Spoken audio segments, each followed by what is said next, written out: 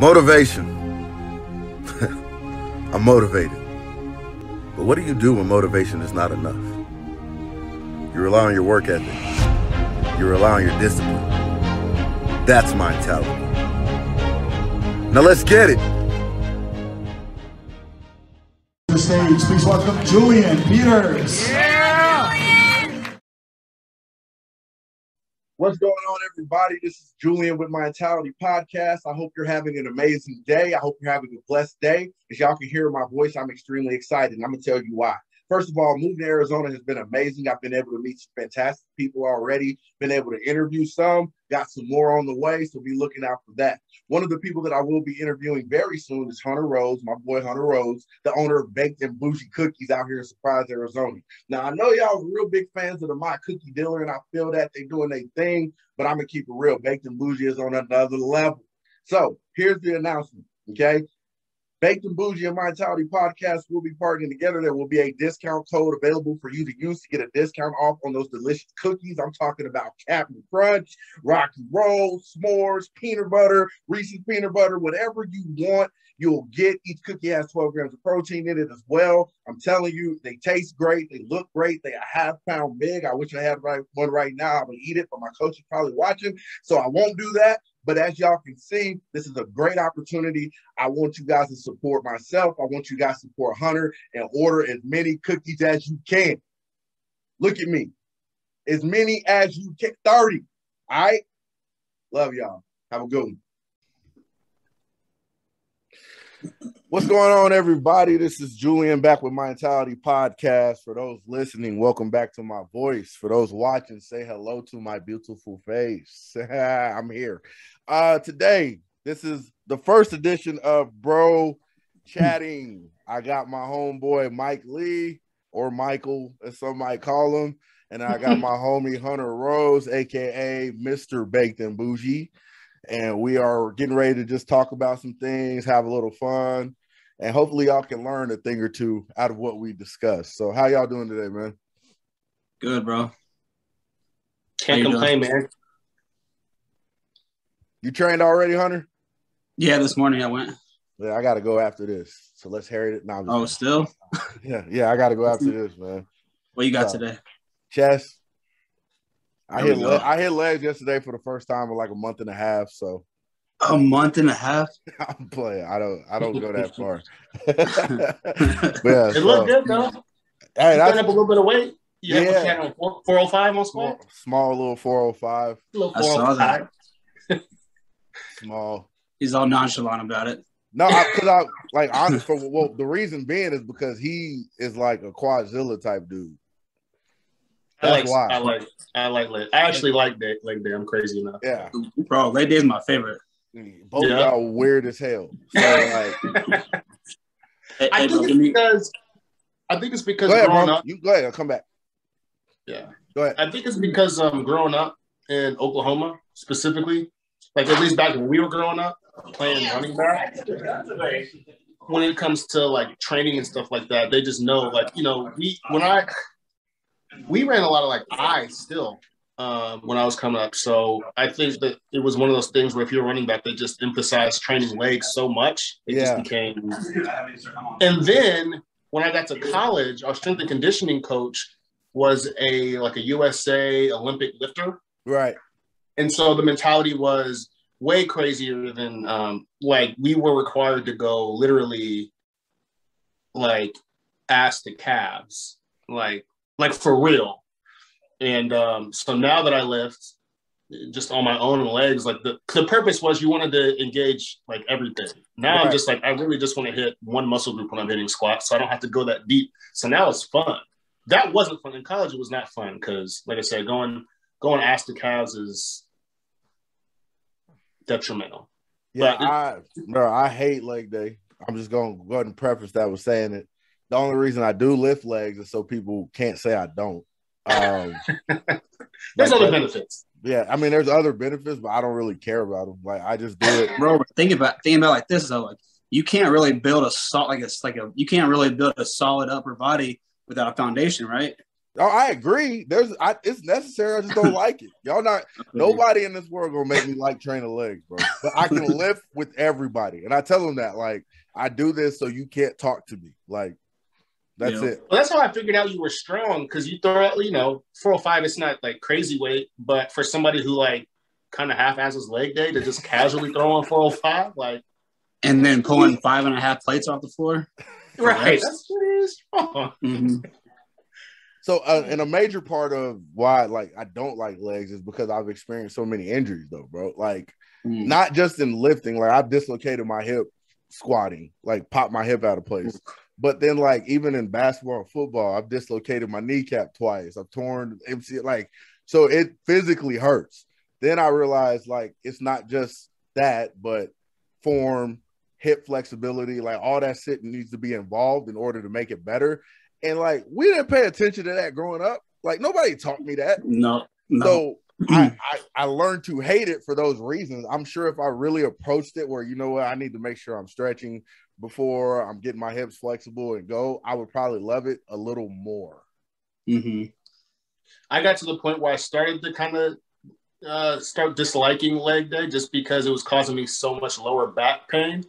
And then I kind of had a mentor talk to me about, it's not your lower back, it's actually you have hip issues. Yeah. And then I started doing like hip stretching like religiously, and it cleared it right up. So it's crazy how much. Also, too, if your quads are tight, that's going to mess with you too. Yep. So do you stretch those out before? Yeah, and after. What do you do? Just so one thing that I do really to stretch your quads out, if you put your feet together and you go straight down and like sit on your calves and then lean your legs forward, it just stretches that whole quad out. And then I got a Theragun too. I'll just blast them before I hit leg day. But did I tell you about my back injury? No. Yeah. So bro, when I was 18, because I'm from Indiana, when I was 18, I went back there to visit, and my last day we were on a trampoline, and my ex-girl, she like double bounced me. I came up, came down, bro. I landed on a big cinder block, and I fractured my L1, 2, and 4. Shattered them. I should laugh, but that's a little fucked up. No, I'm just kidding. I should laugh. It's all good, bro. You said she double bounced you, and that made me giggle. That's what I was getting. My mind went away from trampoline to more like yeah, she double bounced you. Oh, she was. Wait, so you flew straight off the trampoline? No, so the weird part about it was they had these like show bricks that would run under the trampoline. And I was up so high, I came down on my back, and I went down to the ground and just smashed it, bro. No. Just instantly, yeah. So I had to hop on a plane that day, flew back to here to Arizona, and bro, I woke up the next morning, I couldn't move. I felt like I was like paralyzed. And I was like, you know what? Maybe if I just go back to sleep, I'll wake up and I'll be good. And so I went back to sleep, woke up, and I couldn't move again. And I was like, okay, something's not right. So I was like, okay, I'm gonna just like shimmy off the bed and like go downstairs, figure it out. And bro, I did. And then I was in a house, a 2-story house, and I hit the first step, bro. And I just started bawling. Like I was done. And I was like, I called somebody. I was like, yo, I gotta go to the hospital right now. So I went to the hospital. They x-rayed me, and they said I fractured my L1, 2, and 4.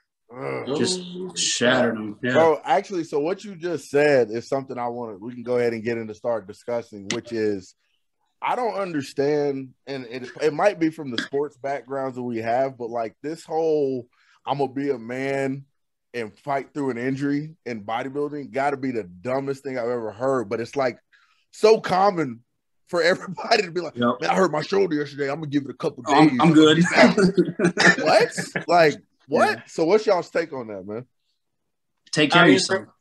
Yeah. I mean, for me,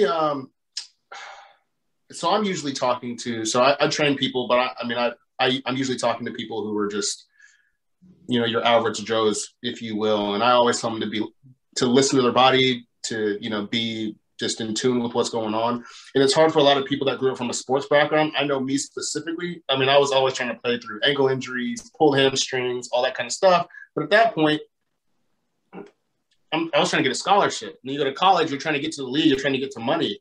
And when, you've dedicated your whole life to athletics, now you're an adult, you still have that in you.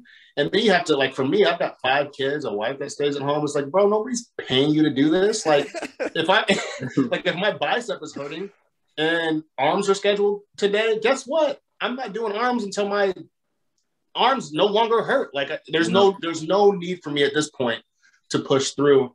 Maybe it's different. Like, I mean, it seems y'all are both competing and stuff like that. So maybe that's different because you're chasing a pro card, I guess, you know? Y'all, Hunter is competing and Julian is trying to come out of retirement. Bro, I seen your stage shots. You ain't far off. Yeah, bro. So it's funny you say that, man, because like Hunter, you probably weren't aware of this. I know Mike was. So like, I still believe I feel the effects from. I slightly tore my pec like 7 months ago. I was literally being stupid. So, but I've done it before. Yeah, you good. So I am incline bench at 405. The reason that I did it is because I've done it before though, but it was a guy at our gym that did it and everybody was like hyping him up. And I'm like, I can do that. Like, that's not a big deal. Remember I told you like my whole approach to the gym is like, I want to dominate like everything in there. So I saw it as like, okay, that's a challenge. I need to go do it. So the next day I go and do it. I got on video. I go up, come down, and like I felt something pull. And I'm like, you should have racked it right there. Right. Pushed it back up. And I'm like, let me try it again. Maybe it's just me. No. I go back down. And when I push it up, you can see my left shoulder, like area pec go like this and buckle. And I pushed it up and I'm like, man, that hurt. And then my stupid ass, like literally 3-4 days later, I'm back doing chest again. I'm fighting through the pain. I'm like, it hurt a little bit. It'll get, and then like this was my reality check on how important recovery is because Marcus Way, shout out to Marcus from Oklahoma, he's a coach. Like he wasn't even coaching me, and I posted a video, and I'm like, I'm still trying to work through this little like pec thing. I don't know what it is, and he messaged me, and he was like, "Look, you either gonna tear that shit off the damn bone, or you gonna sit down and rehab this correctly." And I'm like, how much do you charge? And I let him take my training over but he was right. Like I was on the brink probably of another week, like, oh, I'm okay. And probably really hurting myself. Yeah. I'm about to pull up Matt Jensen. Yeah. Yeah. He's where I got the, again, shout out to Marcus Wade. He's where I got the hip information from. Yep. Very, very, very knowledgeable. He's a big proponent on that. Yeah, no, it's good to have people like that in your corner for sure. Because you got to take care of yourself if you're going to perform and stay healthy. Right. That's why my new split now is so weird to people, but I think it's brilliant. So, Hunter, what else? Because I'm me and Julian talk every day, so I basically know how he gets down. But what else do you do as far as preventative maintenance? Like, there's a lot of guys right now that are doing cryotherapy. You know, a lot of people implement, maybe a deep tissue massage maybe 4 times a month and chiropractic once a month or whatever. What else are you doing outside of just stretching? My two are the deep tissue massages and chiropractic work. Like I've got two different chiropractors I see, and then I've got a massage chick, and she's amazing. Like I've never because it's hard to find somebody that can really like give you a good deep tissue massage that can actually get in there and work on you. But she's a beast, bro. So I have her that I go see once a month. And then I have 2 different chiropractors I see frequently. Yeah. But so important, man.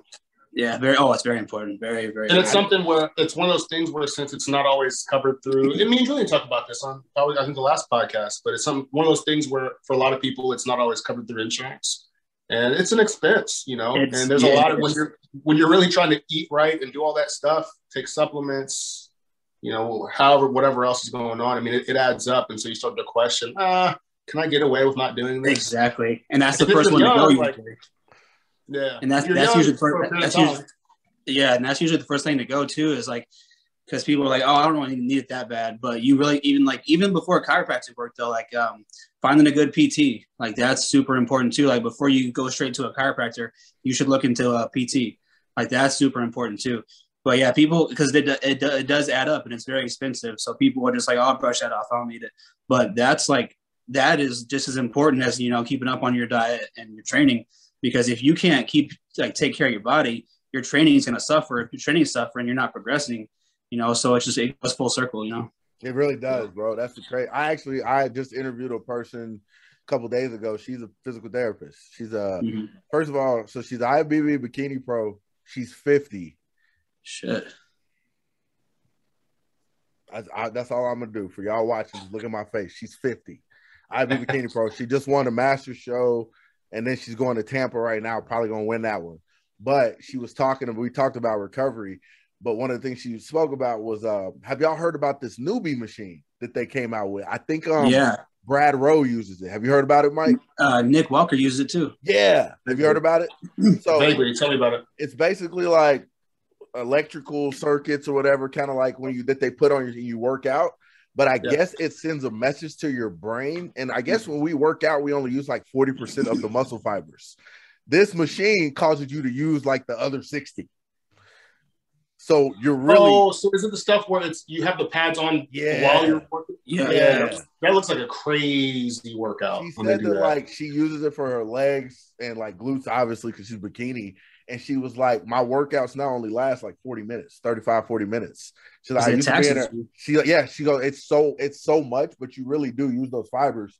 That made me think, I'm like, bro, how much am I not using? and what I do use is hurt, and I'm still trying. So I'm using 40% of the muscle fibers. I heard it, probably really only getting 15% then, and still pushing and try to push these heavy loads. It's just dumb, bro. Like it just doesn't make sense. No, so are people typically able to?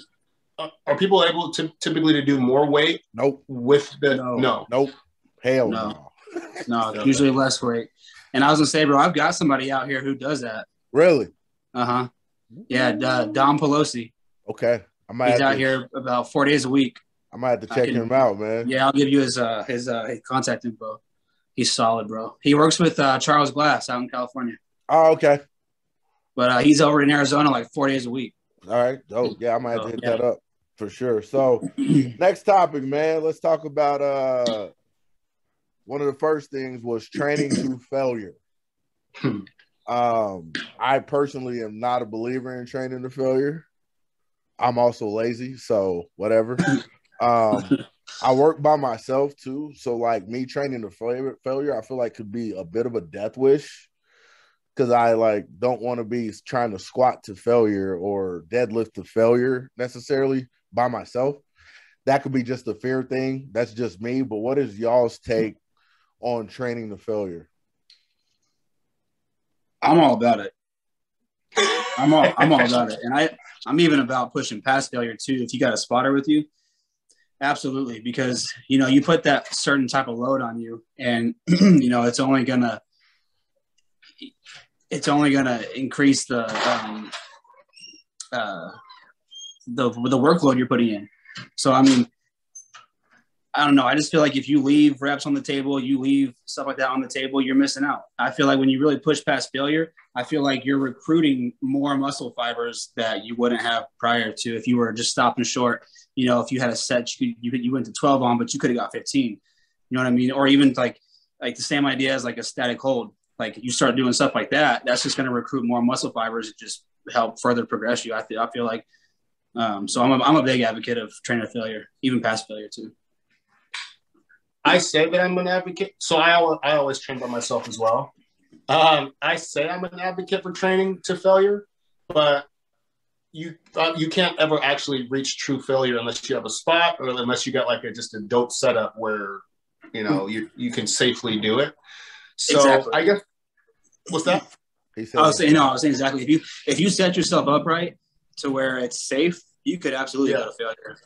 Yeah. So, I mean, my perspective is this, like if I am working in a rep range of 8 to 12 and I'm hitting 12 on the money every time, okay, you're sandbagging. You're definitely not you're not even going anywhere near the potential of what you could or should be doing. Mm-hmm. So when I say failure, basically the way I approach it is if I'm working in a rep range of 8 to 12 and I feel good at 12, I'm going to keep going basically until I'm like, okay, if I've got one more rep, I'm going to drop it on myself, which probably isn't the safest way to do it, but I know my body well enough. Yeah. So in that sense, I feel like that's like a pseudo failure, but it's not true failure because in my opinion on failure is that somebody is catching the weight, or again, you have like a sweet setup to where you can drop weight and not have to worry about, the safety of it. So I don't think I truly go to failure, but I think I go pretty close if that makes sense. Mm-hmm. Yeah. So and I still think, go ahead, man. No, go ahead. I still think you can definitely build muscle if you don't go to failure. But I just think that you're just going to progress even farther, right? Yeah, speaks for itself. But I just think going to failure is just that extra little bit that's going to keep pushing you further and further and get you where you want to be closer. So are you the type of guy where you're in a squat rack, you've got the safety bars, and if you have to, you're just dumping it like a minute? Because I personally, I don't think I've been in a situation on a squat rack where I've had to dump the weight since college. I go hard, but I haven't had to do that. But I see some guys that routinely are having to dump weight, and that's true failure. So I mean, is that your style? Also too, it gets to a point like you get seasoned enough where you can kind of tell like, all right, if I go down the hole, I'm not coming back up. So you can kind of get to that point and kind of gauge it to where, even if you miss it by a rep, like you're almost at failure. So if you like, for me too, I have a spotter. So if I have to push it extra and I don't think I can still get up, I might still go for it and know that he's got my back if I can't get out of the hole.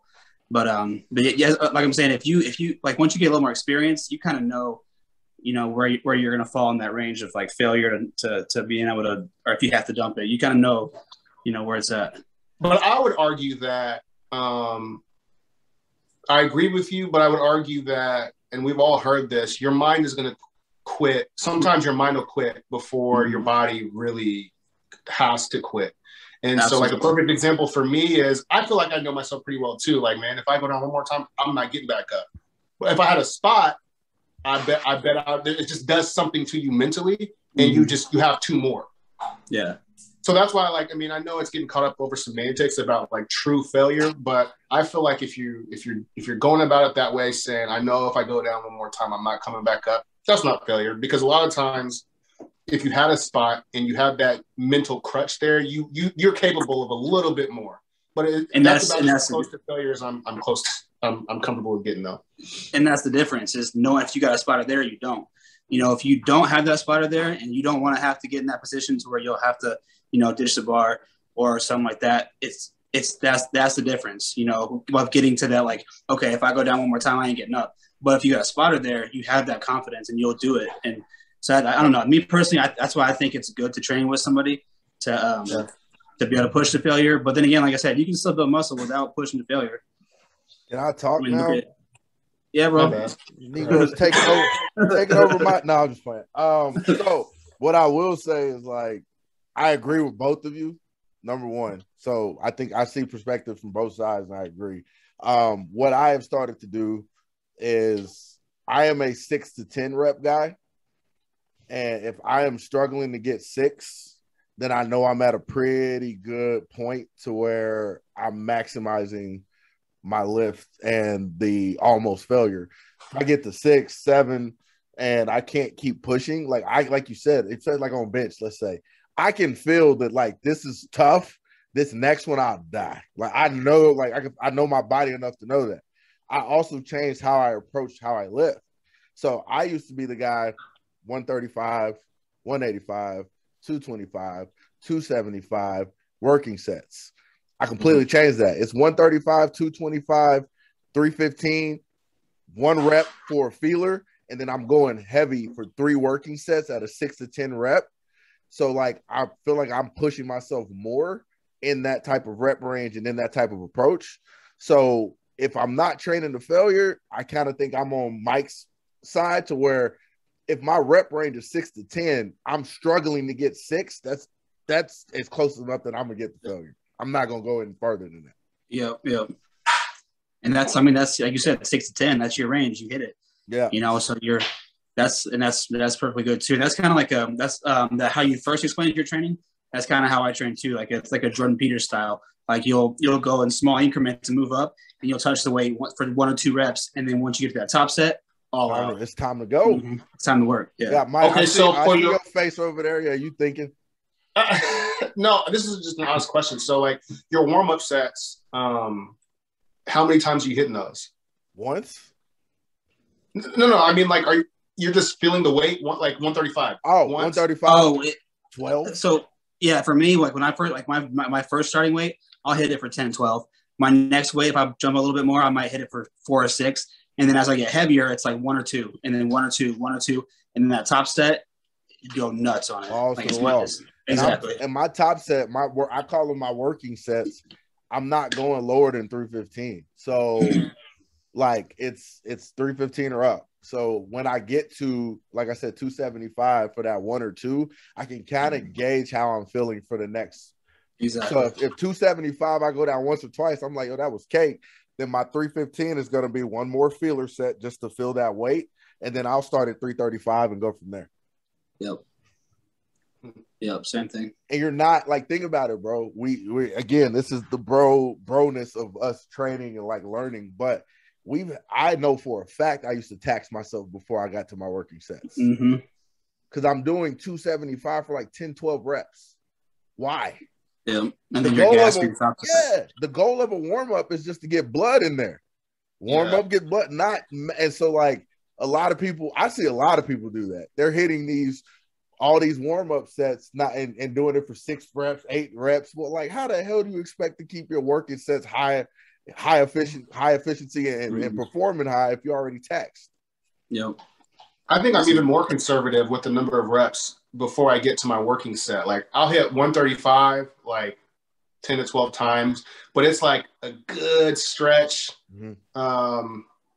Pause, I'm just really trying to like get blood circulating and stretched out. And then everything else up to my working set, like I had 185, 225, whatever. I'll do it maybe 5 times and that's it.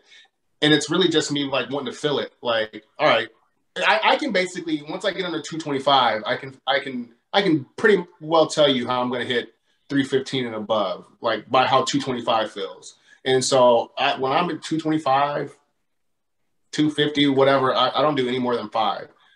And then I get straight to work after that. So. And you're looking at a person who was hitting 225 for like 12 to 15. And then 275 for like 10 to 12. And then going to 315. Yeah, it was stupid. And then going to 315 and be like, all right, it's time to work. Right. Okay. Yeah. So that's detrimental. Yeah, it was the worst. So next topic I think I wanted to talk about was how to know you're progressing. And the reason I want to know that is because I don't even know how the hell I be progressing sometimes. I really don't. Michael will attest to this. Like, people think I'm playing when I say this. I do not see myself the way other people see me. I think I'm. Well, you got to think about that too, bro, because you see yourself every single day. Right. Well, I'm just saying, I see myself as being small as hell. I see myself not being that strong. Like, and so when it comes to progressing, I see myself every day. So I don't notice. It would take my ex-wife at the time to be like, hey, you're smaller, or hey, you look like, I'm not going to notice that. So how do you guys know you're progressing? And I'm talking about from a physique standpoint. I know I'm progressing lifting wise. I'm tracking everything. I got a log book. I'm tracking it. I'm talking about from your physique wise. Is it just looking in the mirror? Are you guys measuring your fat? What are y'all doing to know you're progressing? Well, again, I work primarily I work with, the average Joes. And I always say, it's super important to make sure that we're journaling everything and that we're taking progress pictures, which I know you already do. When it comes to, like I said, just the average person who just is, just striving to get a little bit better every day, but they're not looking to compete. I think that's a really good way because, like you said, it's crazy. Like, you get through a phase where everybody else is commenting and, saying things and you're like, what? Because you live in your own skin.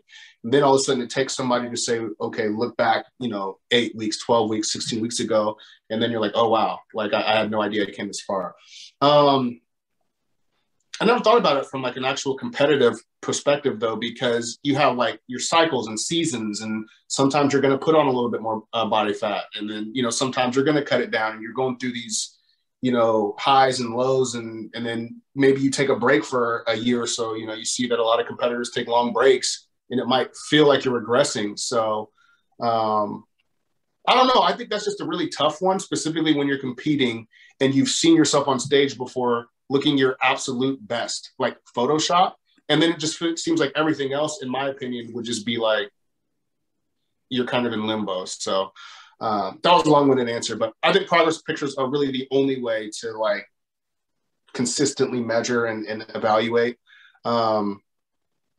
And I guess the scale too, like if you're putting on more weight, but you're still maintaining a certain level of leanness, then that also tells you, hey, I'm progressing. So exactly. So kind of to take a spin off what he just said, for like just your average, like everyday people who work out, progress pictures. That's the best way. Progress pictures and weight. So you want to keep on both of those. Because if you take somebody who's in the gym just working out every day, not necessarily a competitor, but you tell them to take a set of pictures on like, let's call it day one. And then 8 weeks later, you have them like taking pictures once a week. They can look back on that and say, damn, I really did come a long way. But they don't realize it because they see themselves every day. But more so on like the competitive side, like what I do is that like once a week, I'll do my whole routine for like my bodybuilding. So I'll get in my bodybuilding suit and I'll do my routine once a week and I'll just check up on my conditioning. And then I'll take my weight once a week and I'll see how I'm progressing that way. And if my condition starts to slip a little bit, I might cut back on the food a little bit. If my weight's stagnant, I'll up the food. And if just do it that way. It's just weight and then videos of my physique every week. That's how I do it. So I think this question is also, how I say this, it really, really challenges you in off season. And the reason I say that is because that's when you got a guy like me, I like look at a Twinkie and gain weight. And so I will get like big, and I am right now, like I'm overweight like a mug in the off season right now. But your shirts start fitting tighter, you're looking swole, and it really will have you thinking, man, I'm making all this progress, I'm building this muscle. And like, I know y'all see it. I done seen a ton of people look big as heck, swole. You can tell they kind of chubbier, but like you can see, they probably got muscle. And once they shred that down, all that disappears. That was fat, like, and water. All of it disappears. So like, that's probably for me the biggest struggle in progress. When I'm shredding and cutting, obviously I can see that. But if I'm trying to grow, I think that's the most difficult part. Unless you, like Mike said, where you can stay lean, but you're adding weight on, and even then, are you still adding size to the areas that you're wanting to? So like, if you're question, that just made me think of something. Do you believe that there is, it's not even about belief. There is an ideal range, but it probably differs depending on the person. Do you think there's an ideal body fat percentage for optimal growth for you to be at, to grow? So there used to be this mindset, when we were young. I think the mindset pretty universally was that we don't worry about being lean in the off season. Eat everything in sight, eat more and more and more, calories cut, push it, lift heavy as hell, grow. We're not worrying about being lean. Now there's a mindset where, you can grow, you can add lean muscle mass and at least keep the fat at check, at all times. Like, you don't ever have to have like a fluffy face, so to speak. What's your take on that? Like, do you think that there's an optimal range of body fat for you to grow at? I mean, I would think so. I don't know what it is, but I think anybody can grow, but I think it's really hard to be 6%, 5% body fat and grow. Like, I don't see how that 100%. So I would agree and disagree a little bit. If you're sitting at that 6 to 8% range, but you keep your food clean to a T and you keep pushing it every week, you're going to grow. You're going to put tissue on. But I think to really to maximize the amount of size you can put on, I would say that somewhere between like 10 to 15% would be ideal. I agree. Okay, and so I don't disagree with you, but your growth is going to be extremely slow. Extremely if you're at 6% body fat and you're trying to grow. And the reason I say that, I think, is blatantly obvious. All you got to do is go to Instagram and look at these Instagram guys that stay lean year round. A lot of those dudes do not significantly improve. They don't. Come next year when they get back on stage, they look the same. Right. That's why, like, if you want to put some real size on, you got to get a little bit of fluff. You know what I mean? Like, you got to put some weight on if you want to actually grow and progress. It's inevitable. That's the nature of the sport. I think you have to. I agree. But I do think that it's come a long way, though. Like, I think dudes used to get just straight up fat in the off season, and that was what is accepted and what you're supposed to do. I think the tide has changed a little bit to where, for sure. I mean, the Lee Priest of the world are not as I guess, normal as they were. Like Lee Priest was me, like times 12 in his off season, bro. Like he didn't care, but he would diet his ass off and then come in and be top 10 in Olympia at under 200 pounds. So I mean, there's a few people that do that, but for the most part, I think that it's terrible for your system. 100%. Like, to get that, and it makes it so much harder. It makes it so much harder to get down in the cut. You're messing up your hormones. You could possibly be messing up your metabolism. It's so many things that get like brought into play when you get too big. And I think really what we're seeing, even though like I know people say like social media era is kind of softer, but the changing of the guard is there's so much information and research to access that people are like, oh, like, no, I don't have to do this to grow. So that's how I look at it. Yeah, no, that's facts. That's facts. But at the same point too, like if you want to, like you said before, if you want to progress, if you want to, you know, get back on stage that next year and you want to actually look like you got better, you got to get a little bit fat. But I mean, obviously too, you don't want to get too out of control, but you know, you just that's why you got to check on yourself weekly or bi-weekly, whatever you do, and just make sure you're progressing right and not getting too fat, because, you know, you got to put some fat on. That's just how it goes. But you don't want to get sloppy either. Right. I know from I think a safe way to do it in the off season is really just focus on only, you know, when you're kind of straying from your diet a little bit, just focus on baked and bougie cookies. Baked and bougie. Hell of facts. That's a secret right there. Discount code Minetality. Go buy 30 of them things, man. 30. Hell of facts. Yes. Hell yeah. No, but all right. So another question I got. Hunter, are you a boob or booty type of guy? Bro, I think I'm an ass guy for sure. You ass guy? I think so, yeah. I kind of want to ask the married man, but this is going to get put on YouTube, and I'm the type of person that will literally cut this snippet out and send it to his wife on purpose. So we won't ask Mike that, but I think I know anyway. Thank you. I'm genetically predisposed. No, never mind. Go ahead. So how about you then, bro? You an ass or you tit guy? Me? Yeah. Neither. I'm a face guy. Oh, for real? Yeah, I'm a face guy. I'm dead. Right. Come on, bro. But if you had to pick one, if I had to pick one, I think boobs are not necessary. Like I like them, but when I'm in the motion, they just that be ass like, though. But if I turn you around and I'm like, like I get hyped. Yeah. So yeah, I'm more of a booty dude. But at the end of the day, like I'm dead serious, bro. Michael test. I'm a face guy. Like no, I feel you though. I need a beautiful face. I want to. She got to be gorgeous for sure. Yeah, but so you want to answer, Mike? You gonna stay? Nah. Next question. He's a my wife. I'm my wife guy. Hunter, like that's you can tell he not smooth like that, because I would have been like, yo, I'm my wife type of guy. That's what I said. After? Yeah. It's too late now. Nah, that was my random one for today. So the next question I got that we can discuss, nutrition, which kind of feeds into what we're talking about. But Mike, I know you're coaching a lot of people, so you see the nutrition, the different fads that are coming, the different things. What I really wanted to pinpoint, and this isn't for the bodybuilders, this segment part, because we know what the heck we're doing for the most part. Like, you know what I'm saying?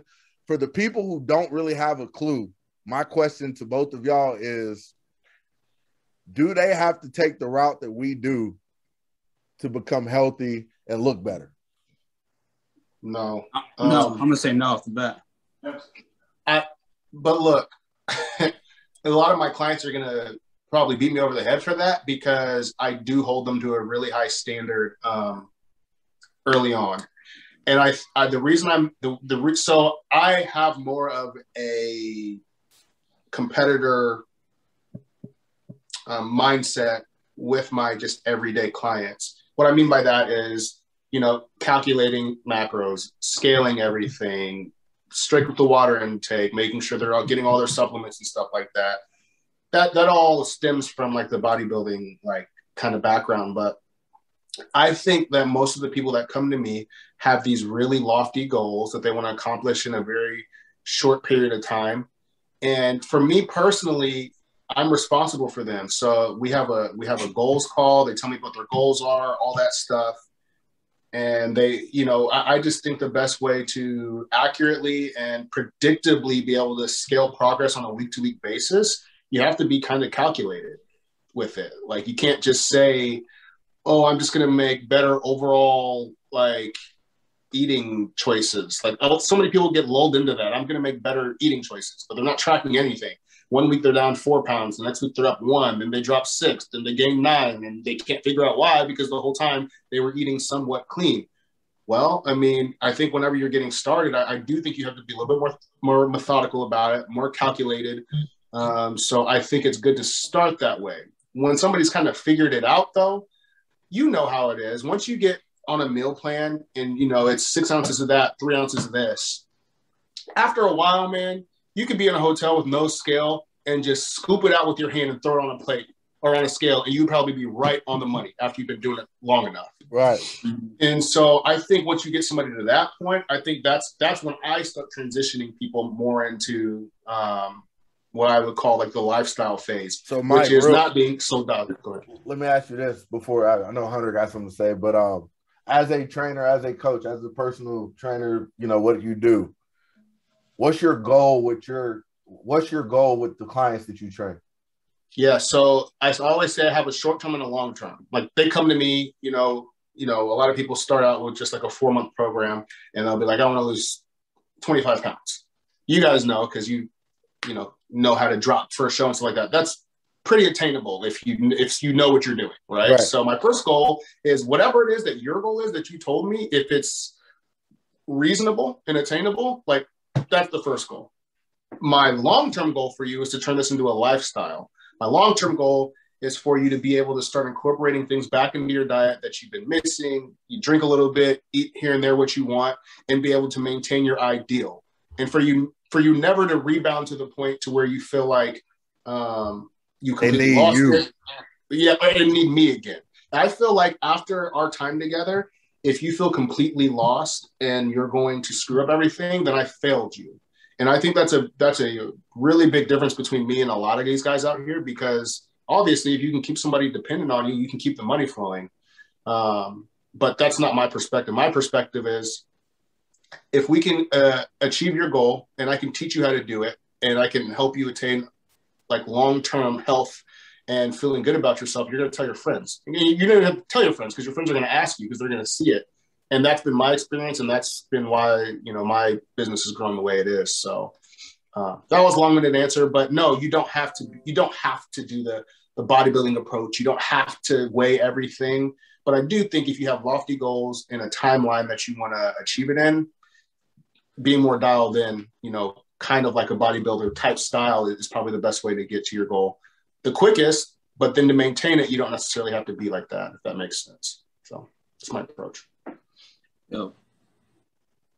What do you think? So just to keep it simple, it just all comes down to their goals, so you got to figure out what their goals are. And just to simplify things, you just got to create those good habits. You get somebody in a good habit where they're eating clean, working out. You don't have to be on a bodybuilder type diet. You can be a little bit flexible with your eating. If, you have somebody who wants to drink, once a week, once every 2 weeks, once a month, whatever, you can work that in, and they can still maintain a healthy lifestyle. It's just about creating those good habits where they get in those routines of, hey, I got to get my clean meals in, and then I can have a little bit of shit, So like I said, it's just about, creating those good habits. Yeah. So I think that's what it is. It's the ability to create the habits. I think it's really what we're looking at is such a lack of education when it comes to this, that people just automatically assume that healthy eating is what we do. But also consistency, bro. That's huge. Right. And again, the biggest, if I was to set up a pyramid of this, what I would put at the top of my pyramid, y'all remember them charts in school where you'd be like, write this and then go here and put a bubble and write that and that bubble. Y'all know what I'm talking about, right? Yeah, so at the top of mine would be the lack of education. I just think that people do not know what they're doing food-wise at all. And they just want to assume that the only way to do it is what we do. And it's not fair for them to think that, but there's nobody really teaching. I will say yes and no to that. Yes, you're right. It's funny because one of the first things that I do with people is I ask them, okay, so like, what are your main protein sources for the day? Like I try to get a feel for their diet, and they'll be like, cheese and grapes, and I'm like, I said protein. So you are right. Like there's a knowledge gap. But what I will also say, something that I've recently started implementing just a couple months ago, is before I even now do a meal plan for somebody, I say, let's just start tracking and evaluating what you're doing right now.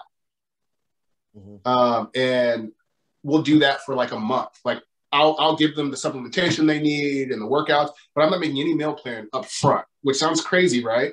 But what I noticed is when people start having to track and report what they're eating, all of a sudden they make better decisions. And now portion control all of a sudden factors in. And all of a sudden, before I even tell them what to eat or how much they should be eating, they're dropping 2, 3, 4 pounds consistently on their own. They're doing half the work before you got to implement it. What's that? They're doing half the work before you even have to implement it. 100%. It's just the fact that I don't know what it is. It's just the fact that they're having to think about it, and it's like, I don't know if it's shame or they're like, wow, this guy. I'm over here saying I don't know. I think it's accountability. 100% accountability. But it's funny because on the one hand, they're telling you, I've tried everything. I've done this, I've done that. It's just my body's weird and all this stuff. And then I almost feel like it's embarrassment of realizing like, no, it's the fact that you have a bag of Doritos every day. No, it's that you drink 32 ounces of Mountain Dew a day. And all of a sudden that stuff they just start cutting it out, or even the stuff that's not the greatest, they just start reducing the amounts and realizing that they don't need to be eating as much as they were. And they're already losing weight before I even have to do anything. And then they plateau, and now I kick in. And for whatever reason, I found that to be like way more effective. And I think it's important for them because it's a self-evaluation thing, and they feel ownership in the fact that they're like, I can do this. I got this. Exactly. So yes, it's knowledge, but part of it is just, like you said, accountability and the effort, Right. Random. Just taking inventory of what they're doing. Random. Should I name this Gritty and Boujee or Baked and Gritty? Baked. Ooh. Well, Baked and Gritty they're going to think we got like a Cheech and Chong thing going on. Yeah, they'll think we're stoned as hell. I'll probably go with the first one. My mom might watch this, so I ain't going to comment no further on that. So I got some off topic. Not to steal. No, that's fine. That's what I like. I just think, I think current events and stuff like that's important when you're doing bro talk. Can we talk about like COVID for a second? Like just a second? Yeah, I don't care. So how y'all feeling? Like, how are you feeling about like the state of all that stuff? So I'll preface this with saying, I will say this, and you can ask me more if you care to know, but I got vaccinated and I haven't had any issues or side effects, but I almost instantly felt regret about it because I didn't think it through. I just did it. And I do, to an extent, I think it should be a choice. But I've been talking to some of my homies. A friend that I'm with the other day said, "Yo, Mike, like literally everybody at my job that is not vaccinated, they walked out the door and said, do not come back until you're vaccinated, no pay." Which if you've gotten the vaccine, you get vaccine 1, and then you have to wait like 28 days to get the second one. So basically, these people are like walked off the job for 30 days, no pay.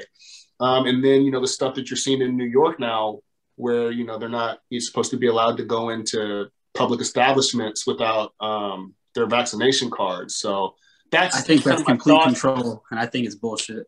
I'm not even playing, bro. Like, and they're getting to the point now where they're paying people to get the vaccine. There's still people who are vaccinated getting the virus. There's still people. There's still officials telling people,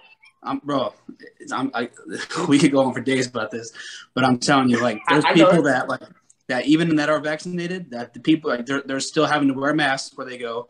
So it's like, if they're still contracting the virus, if they're still having to wear masks, what was the point? And people are dying. Like, I think it's for complete control.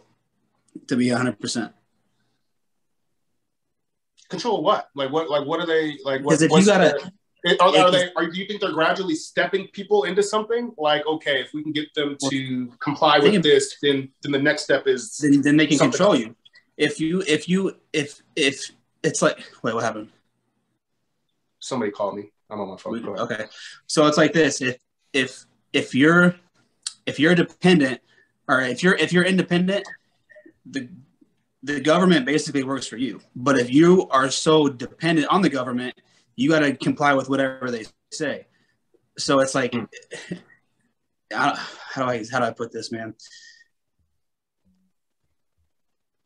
If they've got you in a state to where you have to comply with all these rules, which should be a choice. There should be no way that they should force a vaccine on you. There should be no way that they tell you like, oh, you can't come into our establishment unless you're vaccinated. That should be a choice, first of all. First and foremost. The establishment thing now, that's, hey, if you own a business and you're saying that this is for the safety of my, patrons or whatever, I feel like private businesses should have the ability to say, now you can't, no vaccine, no, you can't come in. Yeah, but that's a slippery slope because them same private businesses can say your black ass can't come into my restaurant. I agree with that. And that's why it's not fair to go on either end of that. Yeah, it's a slippery slope, bro.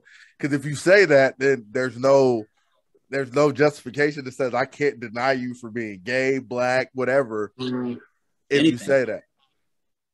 While I agree with you, I'm just playing devil's advocate in the situation. No, I hear you. I agree with you, but when you start allowing people to do that, god dang, Mike, fix your camera.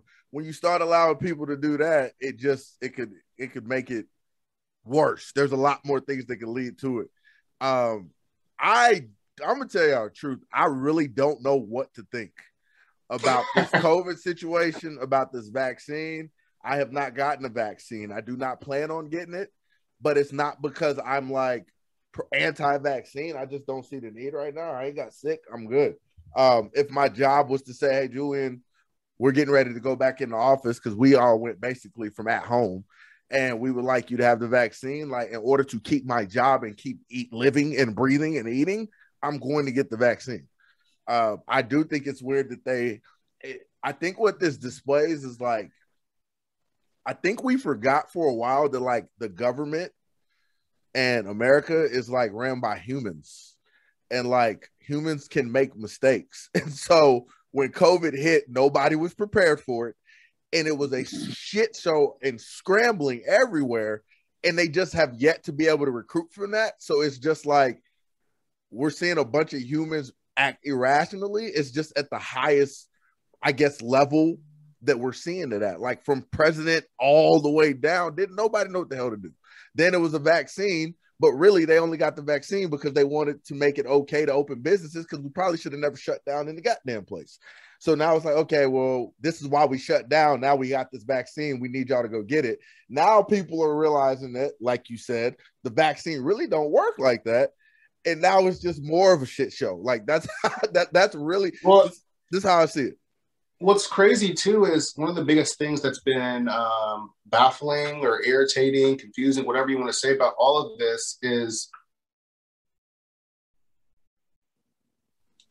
how everyone's getting their information now. And depending on who you talk to, that's why, like when you said, I don't really know what to think, I kind of laugh, because I think anybody who is logical and admits that they don't know it all is going to be a little confused, because depending on who you talk to, they will tell you straight up, yeah, the people right now that are getting the Delta variant are only the people, or mostly the people that didn't get vaccinated. And then you will turn around and have a conversation with somebody 2 feet away, and they'll be like, the only people that are like really getting the Delta variant and passing it on are the ones that got vaccinated, right?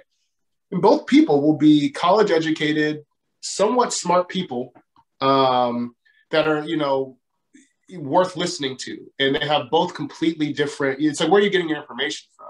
And we even saw for a while, which I'm not going to get into, like, whether you like Trump or really whoever, but when the stuff was happening with Trump and, he was kind of getting booted off of social media and stuff, all of this stuff is intermixed with COVID. I feel like people started getting their information from like these weird like messengers and stuff. Like they were no longer listening to like mainstream like news outlets anymore. So it's just bizarre. Trust them, man. But you can trust what is it? It's like Telegram. It's like a little messenger. You really can't trust anything. That's the weird part. But I know, but it's crazy that people were saying you can no longer trust CNN and Fox or whoever, you subscribe to, but all of a sudden there's these threads through Telegram and stuff. The funny thing about your example is person A and person B aren't wrong. That's the craziest part about this. Like, if I hold this bottle here, I see ingredient spring water. You see great value. I can't see that, but I'm not wrong. I'm right. If we turn it around like this, I see great value. You see the ingredients. You're still not wrong. That's basically what it is. Like, both sides aren't wrong. Like you said, it's just one side gets their information from here, the other gets it from there. Neither one really know what's right, but to them, they know it's right because that's what they read. And you got people, like you said, like me, where I'm just like, I'm finna go lift weights. Like, I don't have time to think about all this, bro. Like, but do you feel like the people? I feel like a lot of the extreme, like opposing positions are always on social media. And if you've ever had the opportunity to have a conversation with somebody who have these crazy opposing views from you and talk to them in person, oftentimes you're able to find some type of common ground and be like, oh yeah, you know what I mean? Like, at least in my experiences, even the people that I was just like, man, this dude is crazy, yo. Like, he's just completely different from me on Facebook. And then all of a sudden we get in person and we start talking.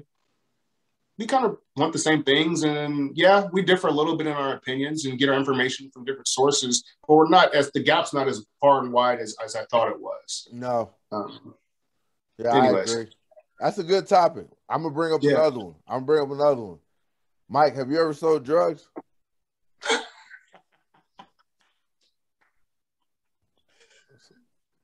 Yeah.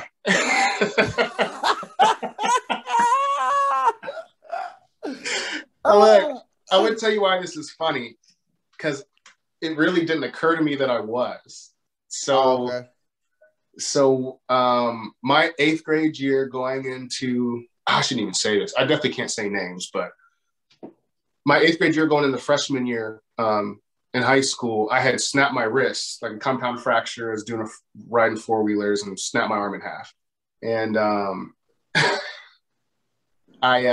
so they gave me a lot of like Percocets and like, I don't even remember, but heavy stuff. Right.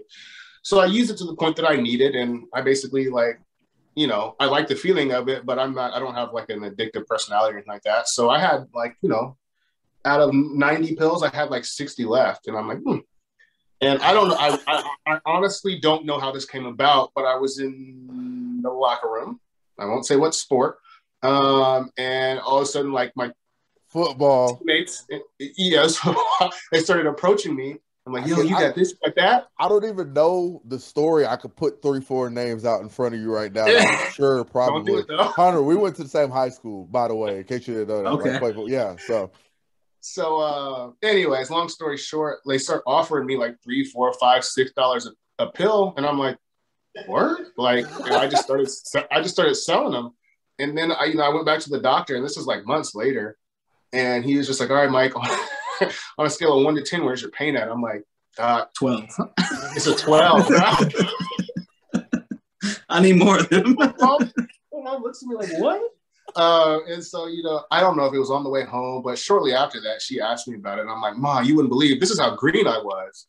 I was like, Ma, you wouldn't believe that people are paying me like $6 a pop for these pills. And she was like, she was like, you're what? So anyways, that ended that. So no, I'm not no hardcore, but she's all, damn, you need to be charging 12, 15. She could tell what was up with, because I'm like, it really wasn't hurting that bad anymore. And I'm like, Doc, it's killing me, bro. That's hilarious. So I surprisingly have never slang anything. Ever. That's good, man. I think most people probably haven't. I wish I would have. I got the brain for it. Like I know that. I got the brain for it. I just never have, bro.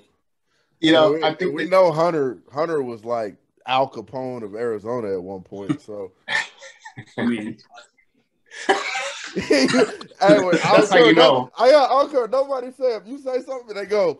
I mean, yeah, bro. It's one of those things though where I will say it appears that drug dealers, if they can get their head on right, they always make the best business people. We're looking at one, bro. No, I'm dead, bro. I'm dead serious. We talked about that, like, bro. Like, did you correlate that? And he said he did. Like, even though this happened, so like Hunter hit me. He was like, "Yo, I'm gonna be at USA's." I'm like, "All right, bet, cool." Bro, I see this fool up here. This dude, I didn't know he was doing this. This dude made like 75 cookies, had a little wagon, pulled it into the event, bro, and like literally was there for what, a 30 to 45 seconds, and like was already slanging them cookies, bro. Like it was crack cocaine, bro. Yeah, why is Hunter putting these cookies on a scale? Like, why is he weighing this shit? Bro, I made my ticket money back in like 10 minutes. That's crazy, yeah. So how did you get it? I'm curious. How did you get into that? Like, that's crazy. Hey. Oh, my fault. Why don't you go watch the damn episode and you might know? There we go. There you go. So I'm gonna watch that. Yeah. I was just trying to give a plug. So I knew you were gonna direct it to that. There's a commercial. Yeah, no. There'll be a commercial before they see this. That's the plug, bro. I'm ahead of the game. So last thing I want to talk about, fellas. And we kind of brought it up, and Hunter, I actually loved your response to it, but I think it's an important topic because Minetality is all about how we think, right? And a lot of people I see now on social media give off this type of vibe that I think like they're approaching situations wrong. And so the question was, what's more important, proving your supporters right or proving your haters, doubters, whatever you want to call them, wrong? I think we can all agree when we watch social media or look at social media for the most part, that person is always like, this is for my haters. It's for my hate, like proving my haters wrong. And I'm like, you're giving a lot of energy to a negative vibe. Like, and at the end of the day, I'll use the example, like LeBron won championships and people still hate on this man. Like, oh, he lost a championship in 2007. Bro, it's 14 years later and y'all still hating on this man for that. So like, I don't think your haters are ever going to be satisfied. A couple of them might be satisfied and turn into supporters. But Hunter, go ahead, bro. Like, what's your response to that? So basically what I was saying is I feel like you want to prove your supporters right because those are the ones that are actually supporting you in a positive way. But at the same time, it's always good to prove your haters wrong because then you could eventually turn those into supporters over time. Regardless, you're going to have haters. People are going to hate on you no matter what. It is what it is. It's inevitable. But, if you got people who are coming at you in a positive way and really supporting you, you need to show them love for sure. But you could turn haters into supporters in the same aspect. Either way you look at it. So would you say that you would give a conservative, like focused energy on trying to turn a hater into a supporter? Or are you saying that by focusing on proving your supporters right, it's almost an after effect that you're going to have some haters that cross over virtually? That's how I would see it, yeah. Because I honestly, I think pushing off that much positivity and just being optimistic about it, you can't hate on somebody who's always positive like that. I mean, at some point, you're either gonna keep hating them or you're gonna support them. So it don't matter what you do. So I think give all the energy to the supporters because that's not, you're gonna have haters nonetheless. But some of those are going to turn to supporters. So I think just keep it positive, keep it optimistic, and don't show that negativity off to those to haters. That's how I look at it. What do you think, Miguel? Yeah, I mean, I think I would be completely lying to say that it doesn't bring me satisfaction to prove a hater wrong.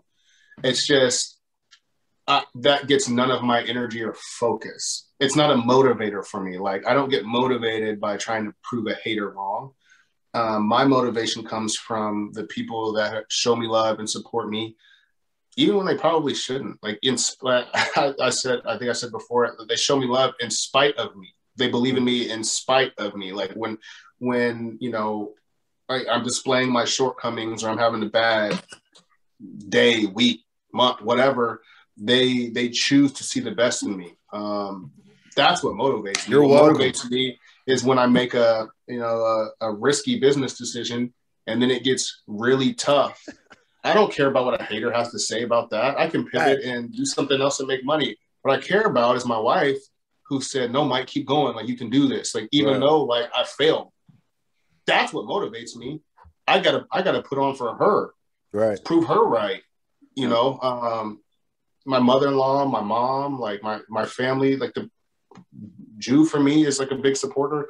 Like that's who I care about. That's what fuels like battery. That's what puts a battery in my back. Like I don't give a damn about a hater.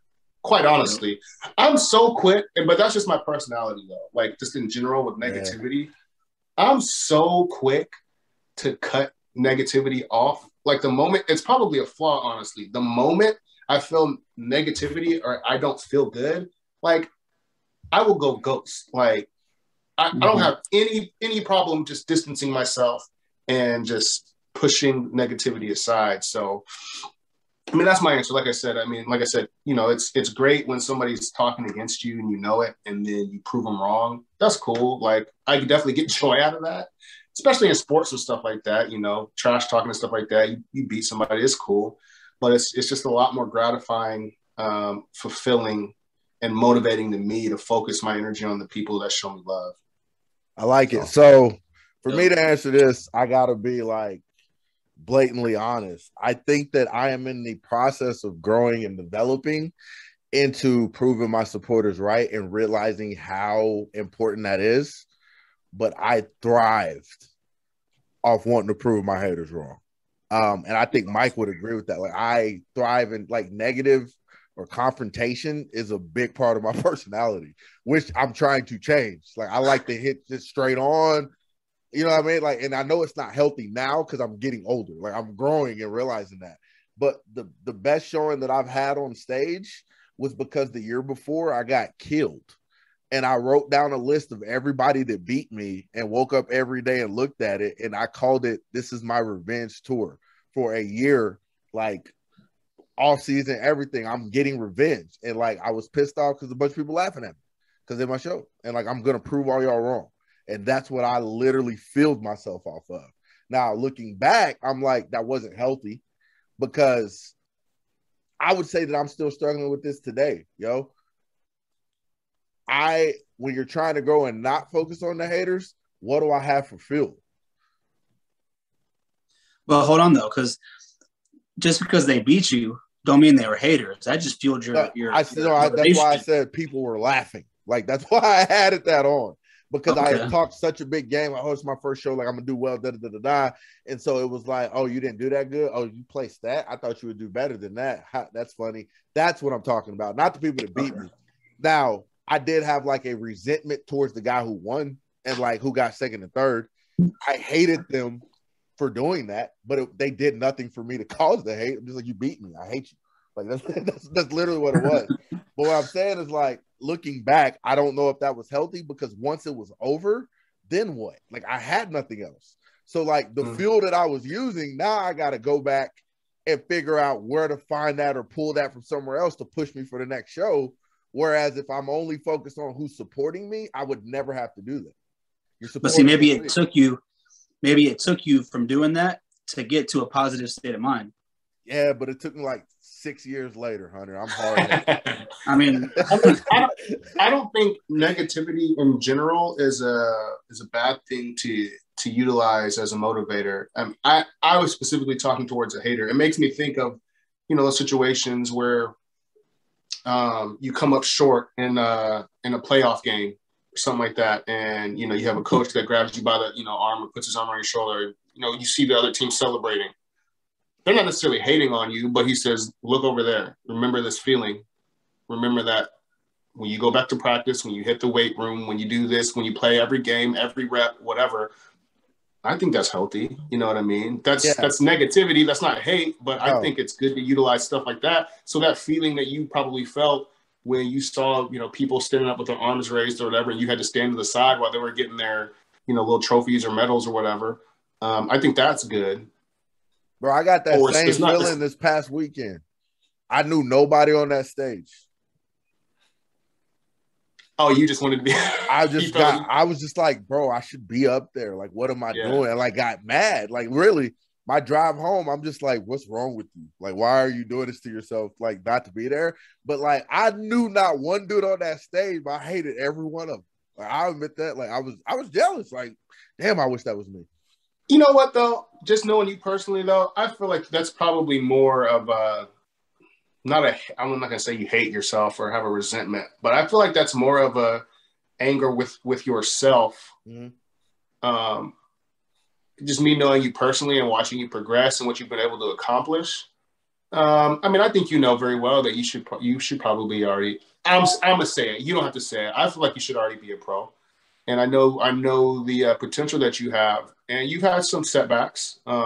Hella setbacks, God. And some that would arguably be like, hey, anybody would be set back by certain things, but I think that is more what that's about. I could be wrong, but when you especially when you're not even involved in the event and you're looking up there like, oh man, I'm gonna get him. It's more like you should be up there.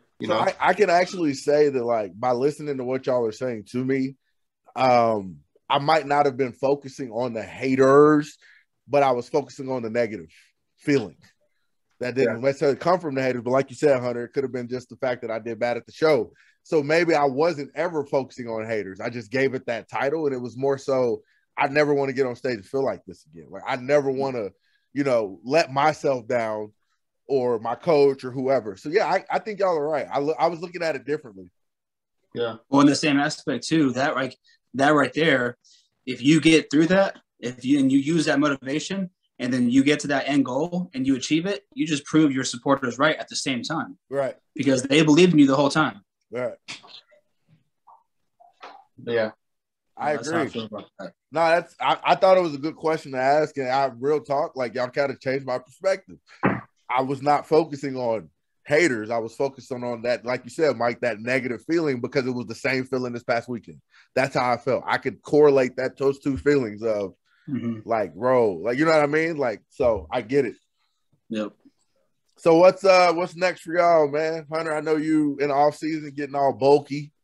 Trying to, bro. You know what's crazy? I haven't even started my bulk yet. No? Bro, you put on, like, I'm not going to say you put on size, but you can see that you're already, like, growing because your shirt's getting tight as heck already, bro. Oh, yeah, I know. It feels good, too. Yeah, but, but yeah, no, I just keep eating a lot of food, honestly. A lot of food. I'm training hard, too. Training hard, don't stop. That's how it goes. You know how it is. And if I'm correct, you have a show coming up this weekend. Weekend. For the business. Yeah. For the business. Yeah. Yep. For this baked and Boujee half-pound better than my cookie dealer cookies. What's up? Yeah. You already know, boy. But yeah, no, I'm flying. Actually, I'm flying out to Texas first thing in the morning. We're leaving here about 5 o'clock in the morning, flying to Texas for a couple of days. And it's for a GBO show, though. So it's not like NPC or IFBB.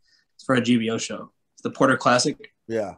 It does. So I think, I was talking to Adam yesterday. I think when I was like, I want you to remember NPC and IFBB, like what they did this past weekend, because I promise you they'll be coming to you, asking you to show up and be at shows within the next year or so. I hope so. Especially on the West Coast. I can almost guarantee it. Well, I had somebody from the Europa emailing me. Mm-hmm. But I'll be in Texas, so I can't do that. You get what I'm like? I see that happening. Like it ain't gonna be no more of that crap. But that was yeah. So what about you, Mike? Daddy hair that, bro. Yeah, like goes to fit those a little bit. I'm definitely continuing to focus on growing the Grit Fitness brand for sure. You get to a point where there's a certain element of, especially when you're small, you're capable of giving people a lot more personalized attention, right? And I really pride myself on the personal touch. And because of that, I was scared of growth for a while because I'm like, well, I don't want the quality to go down. I want to make sure that everybody can, have 24/7 access to me, which was completely ridiculous anyways. That's not healthy for anybody. But Yeah. I was talking to a mentor, and they were like, you could think about it as, if you add more people, maybe you can't, talk to them as much or be there for them when they want to know, something at the drop of a dime. But they're like, but if you grow, you have to think about it like it's not a selfish thing. Like, how many more people are you able to help and impact? Like, that's how you have to look at it. So ever since we've had that talk, that's definitely been a focus of mine. I've definitely, tapped heavily into my personal network, but I guess the next steps for me is just kind of becoming more of a national or worldwide brand or whatever, however you want to call it. It's really cool to have organic growth and to grow wholly off of people that are, references of people that have already done business with you, friends of friends, things like that. That's great. But in order to get to the next level, you definitely have to, take the next step. So that's what I'm focused on. To be honest with you, sometimes you have to revise your goals. I definitely wanted to get on stage, this year. Ain't gonna happen. I've got 5 kids. I got a 4-month-old, a 2-year-old, one that's almost a teenager, an 8-year-old, a 6-year-old. I got a lot of kids, man. So my focus right now is to kind of be more like that Instagram guy that you're talking about, who just maintains and is kind of lean year round. They're the more successful. Yeah, I mean, just for what I'm doing specifically, be for real about it, they make the most money. Yeah, just for as far as growing a fitness brand, I think it's a better fit. I don't need to be massive and photo stage lean at any point, really, because that's not what most people want anyway. So, but nonetheless, it was never about what people want. Like, I mean, I definitely still have the goal to get on stage at some point, but just for this stage, it's probably not right. So, So what I'm focusing on, like I said, is just maintaining, finding that, that good balance of where I feel good about my size and just also being as lean as I can at that size. So that's what's going on right now, and being a good father. There you go. It's important. F being the husband, just being a good father. No, that's dope. So Mike, one thing I got you on here, bro. We need to do something with grit and Minetality, bro. For sure, man. Yeah. I mean, it's kind of ridiculous that we haven't yet. Yeah, because we got now Baked and Boujee and Minetality is forming. So we got to do that too. Figure out something. But no, for the people that are like, listening or watching, I will say I'm going to link everything and information in the description. Baked and Boujee website, Hunter's IG, Mike website, Mike's IG, all the information, so you'll have access to them. Again, if you go to Baked and Boujee's website, discount code Minetality, get 10% off. He got the variations for y'all. I mean, Fruity Pebbles, Captain Crunch, whatever. He can tell y'all when he talks after this. But as for me, y'all know what the deal is, man. We trying to grow this podcast to Joe Rogan status. That's how I look at it. Oh, yeah, like that's how I look at it. So I'm in the process of like now I'm about to start pushing content. I really don't care about my views. I just want impactful conversations because I know organically it'll grow as we continue. I'm about to up my equipment, get a better camera, I'm really finna go, full out on this along with my other endeavors. So yeah, that's my rest of the year goal, and I'm getting on stage hopefully in November if everything works out. Oh boy. yeah. So that's what's up, man. As we close, fellas, y'all got anything else to say? No, man, I appreciate you for having me on, man. It's you're doing a really good job with the podcast, and I'm glad that I can be a part of it and help the content keep doing what you're doing, and uplifting and encouraging people, man. Yep, same thing. Appreciate you. Appreciate the podcast. Appreciate you having us on. And go check out them Baked and Boujee cookies. BakedandBougieAZ.com. Check them out. Factual. And I'm gonna say this. I gotta give flowers where it's due. So like Mike is one of like my bros for real. Like I bet he is my brother for real. So this is the guy that I talk to about whether it's working out, whatever. So that's as important as me. Hunter is a new bro. We done got together. I like your drive. I like what you're doing. I appreciate you giving me the opportunity to work with you in the same. And if you want to keep it 100 and a buck, the reason this show or this podcast is happening is because Hunter personally texted me. It was like, yo, I think we should do like a bro chat or something. I wasn't even thinking about this. So I appreciate you for that too, bro. Absolutely, fam. So for all those that are listening, like I said, links in the descriptions. I'll have those for all those that are watching. You got to see my beautiful face again.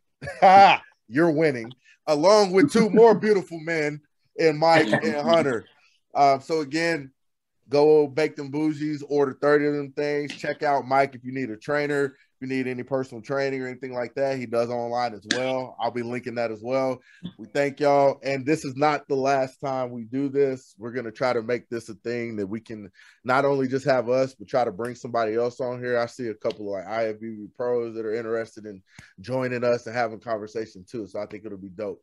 All right. So y'all have a great one. Thank you. Yep. You too, bro.